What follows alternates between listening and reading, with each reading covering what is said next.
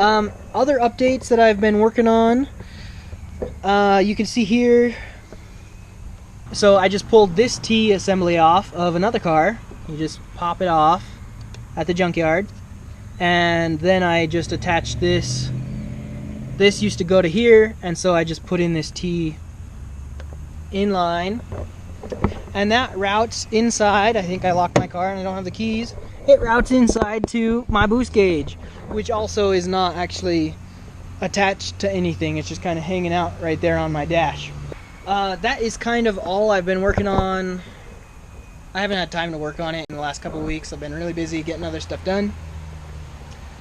I lifted the Outback, and so I'll have a video on how to lift your own Subaru here in the next few weeks. I also am getting ready to drive it across the country, so I'm doing new brakes on it, new radiator cap, water pump. Well, not a water pump, but a thermostat. Starting to rain. Anyway, just another general update on the car. It's been awesome to drive. It's super fun. On days like this where it's kind of rainy, the rear wheel drive is a kick in the pants.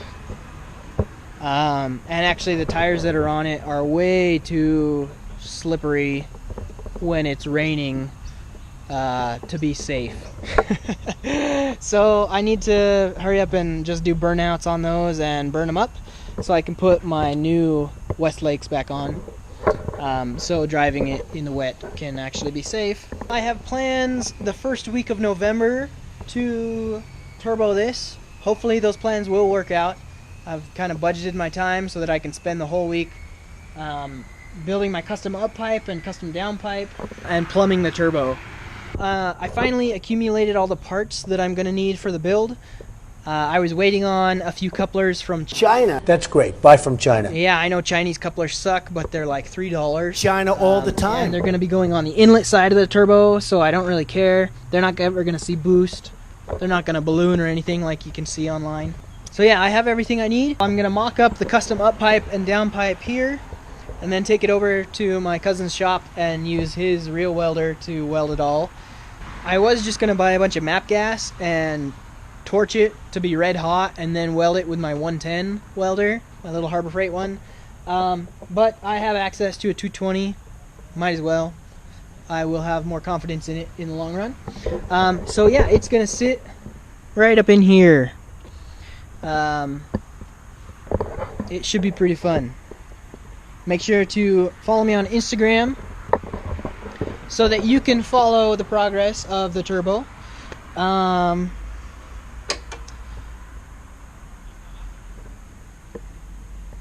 Yeah, follow me on Instagram so you don't miss out on cool pictures and turbo updates.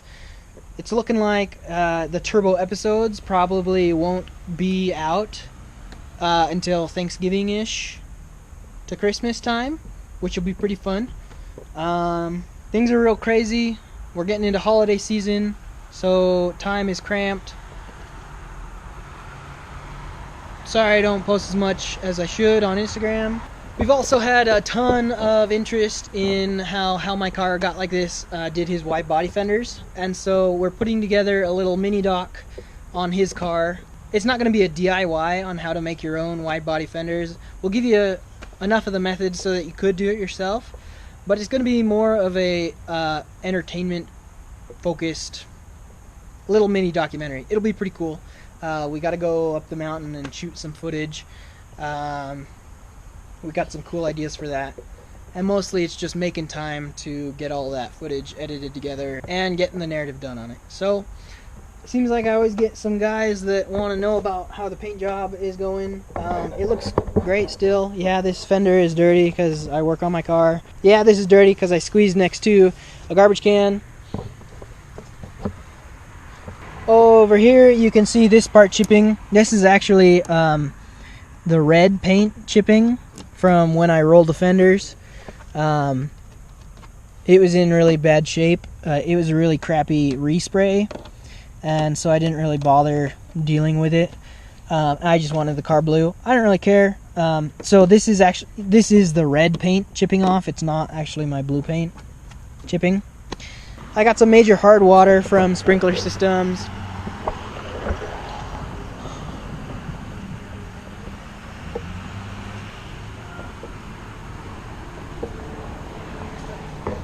But besides that, it's doing just fine. Super fun car. I need to get on and add up the price of everything.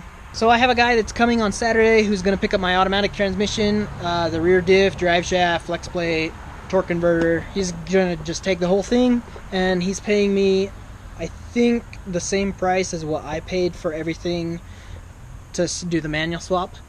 So that's a great feeling, to be able to just swap everything out and not spend money.